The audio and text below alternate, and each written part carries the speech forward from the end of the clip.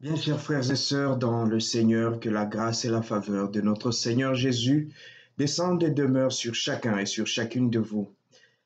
La vidéo que je vais faire ce matin ou cet après-midi pour certains, je la fais pour souhaiter une bonne fête à tous les parents.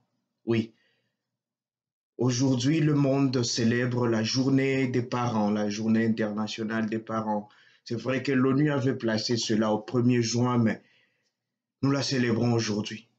Voilà, donc bonne fête à tous les parents.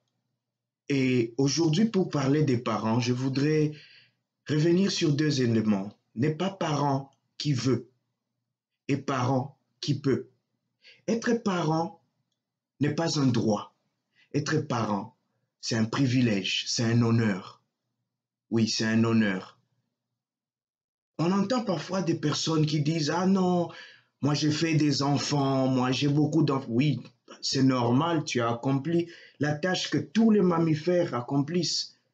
Perpétuer l'espèce, c'est pas cela être parent. Perpétuer l'espèce est différent d'être parent.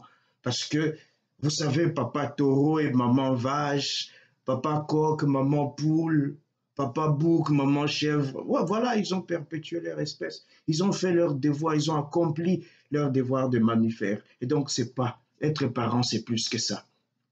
Être parent, c'est plus que le simple fait d'avoir eu des enfants, d'avoir mis au monde.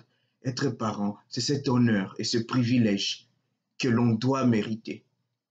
Puisque c'est un honneur, puisque c'est un privilège, comme je dis, on doit le mériter. On doit être capable d'entendre les autres dire, ça c'est un parent. Et on s'étonne parfois qu'il y ait des personnes qui se rendent compte que malgré tous les enfants qu'ils ont faits, on ne vient jamais les consulter. On ne leur demande jamais conseil. Eh bien, parce que vous n'êtes pas parents. Vous avez perpétué l'espèce, on vous dit merci, mille merci, mais vous n'êtes pas parents. Les gens ne voient pas en vous cette honorabilité. Les gens ne trouvent pas en vous ce privilège-là d'être parent, de vous appeler parent, de vous consulter comme parent. Mais puisque c'est un honneur, puisque c'est un privilège, cela demande que vous y travaillez, que vous le méritiez. Cela demande que vous posiez des actes, que vous posiez des gestes qui nous feront dire que toi, tu es un parent. Et c'est comme ça que nous savons que pour être parent, il ne suffit pas seulement de mettre au monde. Alors, quel geste poser? Que faire pour être parent? Que faire pour être vraiment considéré comme un parent? Ce que je veux donner ici, c'est seulement quelques exemples partant de ma petite expérience. Parce que moi aussi, j'attends que les gens disent non, tu es un vrai parent ou tu es un bon parent. La première chose ou les trois premières choses qu'un parent doit faire pour être considéré comme un parent, c'est d'abord d'être un indicateur, de montrer le chemin. Un parent, c'est celui qui montre le chemin. Et il y a trois chemins qu'un parent doit montrer. Tu veux être parent? Tu es d'être parent? Sois capable de montrer ces trois chemins à tes enfants, à ceux que tu considères comme tes enfants. Sois capable de leur montrer, un, le chemin de Dieu, le chemin de l'Église. Deux, le chemin de l'école. Et trois, le chemin de l'humanité.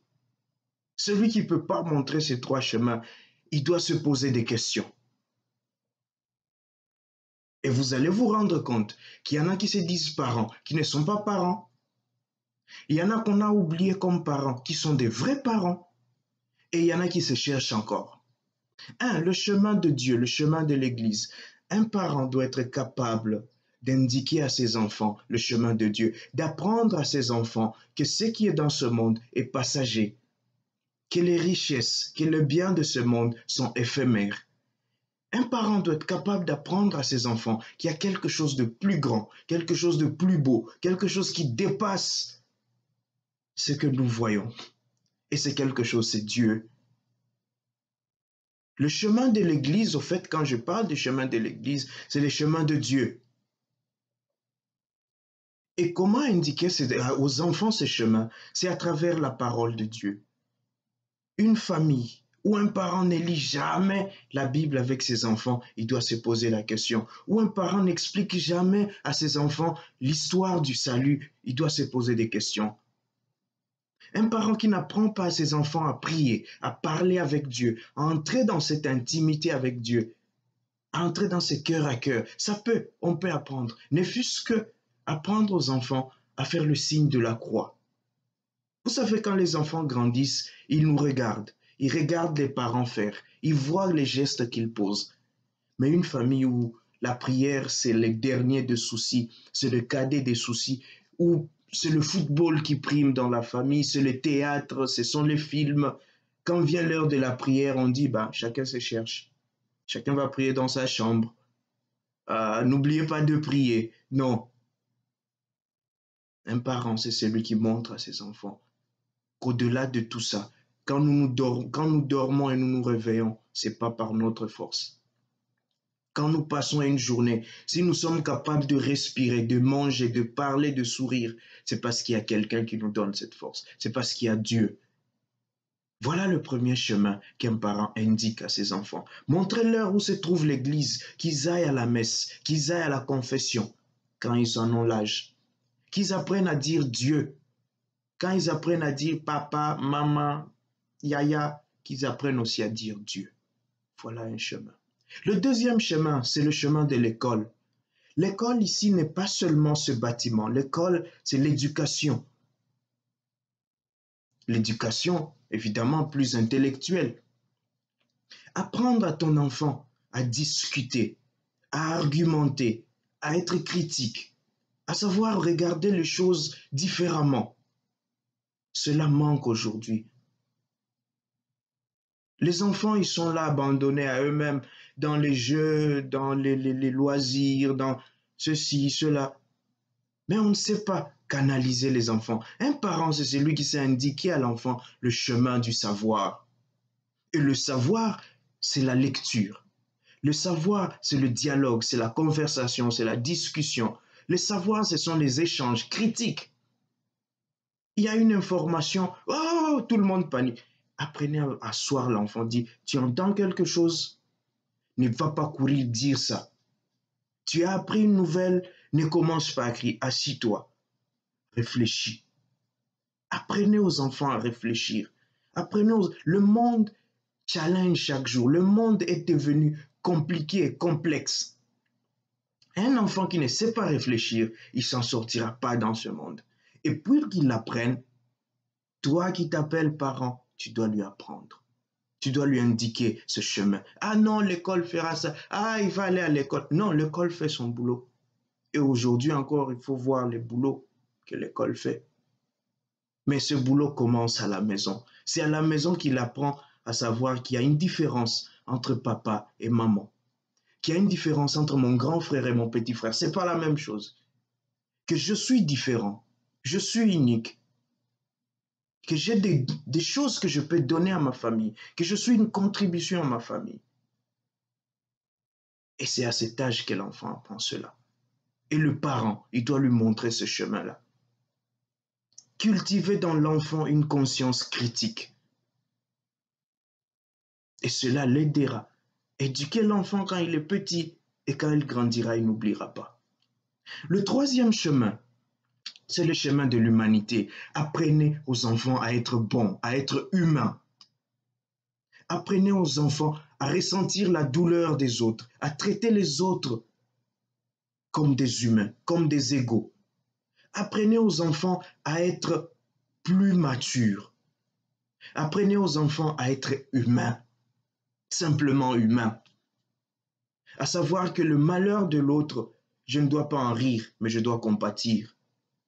Apprenez aux enfants à savoir que pour bâtir une nation, pour bâtir une maison, pour bâtir une famille, tout le monde doit se mettre ensemble. Apprenez aux enfants qu'on doit être honnête. Les b.a.-ba de l'humanité. Être honnête, être vrai. Apprenez ces valeurs de l'humanité aux enfants.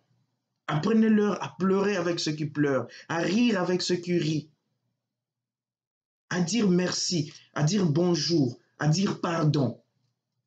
Apprenez ces valeurs aux enfants. Montrez-leur ce chemin-là, parce que ce sont des chemins qui conduisent à la grandeur, des chemins qui conduisent à plus d'humanité, à un monde meilleur. Et pour que les parents eux-mêmes sachent indiquer ce chemin à leurs enfants, les parents devraient, je vous suggère ou je nous suggère ces trois attitudes. Pour qu'on arrive à indiquer ces trois chemins aux enfants, il y a trois attitudes à adopter. La première attitude, c'est la patience. La deuxième, c'est la sagesse. Et la troisième, c'est l'humilité. Un parent doit être patient. Les enfants qui grandissent, ils sont agités, ils cherchent comment se retrouver dans ce monde. Et le parent, la patience, qui n'est pas le laxisme. Être patient, c'est être lent à la colère, mais plein d'amour. Savoir punir et asseoir l'enfant, lui expliquer le sens de la punition. Savoir le laisser des initiatives tout en le guidant, en le contrôlant. Être sage, c'est différent d'être naïf, chers parents. Un parent sage, c'est un parent qui sait prendre aussi le temps d'écouter son enfant. Il sait prendre le temps de considérer ce que lui dit l'enfant et de lui indiquer le meilleur chemin. C'est pas la naïveté où l'enfant fait ce qu'il veut. Non, il doit le laisser. Le droit de l'enfant. Les enfants doivent exprimer. Oui, mais tu dois le canaliser. Parce qu'il exprime tout. Il dit tout. Il fait tout. Il veut tout faire. Et c'est toi qui dois être sa boussole. Tu es sage pour ça. Et enfin, le parent, il doit être humble. Un parent doit apprendre à reconnaître lorsqu'il a tort et demander pardon aux enfants. C'est vrai que parfois c'est incompréhensible, c'est difficile, mais c'est possible. Si nous voulons que les enfants suivent ces trois chemins, nous devons être humbles. Nous devons reconnaître que nous-mêmes, nous n'arrivons pas toujours à suivre ces chemins, ou nous n'avions pas toujours suivi ces chemins. Et lorsque l'enfant s'égare, il faut le ramener. Lorsque toi, tu es égaré et que l'enfant te rappelle, parce que ce que tu lui apprends, il n'oublie pas. Il te dit, papa, tu n'es pas allé à l'église. Maman, tu n'as pas prié. Sois humble. Dis, on va prier. Merci de me le rappeler. Tu as piétiné l'enfant, tu n'as pas demandé pardon. L'enfant te rappelle, papa, maman, tu m'as appris que quand on fait une faute, on demande pardon. Dis-lui, oui, je te demande pardon. C'est lourd pour un parent de dire merci à son enfant, de dire pardon, de dire bonjour. Et pourtant, c'est dans cette humilité, c'est dans cette sagesse et c'est dans cette patience que les gens vous reconnaîtront, que les gens vous appelleront parents, que les gens vous donneront ce privilège et cet honneur d'être parents. Voilà, donc bonne fête à tous les parents, bonne fête à tous les parents qui sont abonnés à ma chaîne.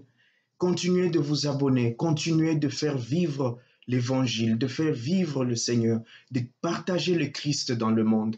Aimez, partagez et appelez d'autres personnes à s'inscrire. Que Dieu nous donne la grâce d'être des bons parents. Que Dieu nous donne la grâce d'être des vrais parents. Que Dieu nous donne la grâce de transmettre cette grâce-là, de transmettre ce privilège et cet honneur à d'autres pour sa plus grande gloire et pour le salut de notre monde. Que Dieu vous bénisse.